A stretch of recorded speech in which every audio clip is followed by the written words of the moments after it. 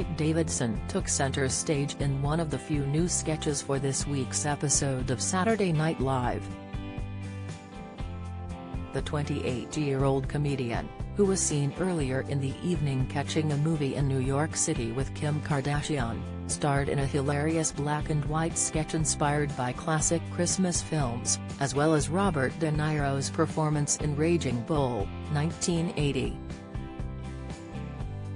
Pete played an overweight version of himself decades into the future, with an audio-only appearance by Weekend Update host Colin Yost, who was replaced by Tina Fey after he sat out the show amid reports that multiple cast and crew members tested positive for COVID-19. The sketch opened in the 2050s, with a middle-aged Pete sitting alone in his dressing room ahead of a performance. "All right, Pete. You've still got it, baby. You're the champ," he said to himself in his dressing room. "You can still do update with the best of them." Andrew Dismukes made a short appearance as his handler, telling him he had 5 minutes to go. "I'll be there in 6, Pete replied. He put on a lounge performance for the futuristic SNL, which now had a terrifying flashy robot standing in for Colin Yost, though the comedian had provided his voice despite not being on the show in person.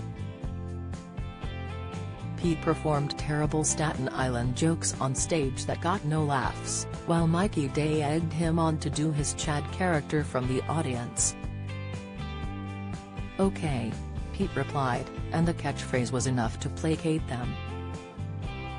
He also performed a song with his friend Machine Gun Kelly, but the rapper-turned-rocker was only there in spirit as Pete pulled up an urn full of his long-dead friend's ashes. Then the Colin Yost robot got stuck in a glitch loop and caught fire, requiring a robot fire extinguisher to put it out. After his set, Paul Rudd appeared as an old friend who used to write jokes for Pete. The comedian didn't remember him and threw him out, but took the gift that Paul had brought for him.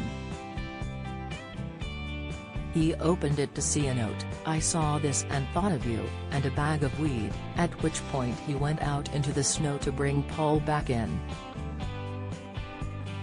"You guys know how I was a famous sex symbol for reasons no one could understand.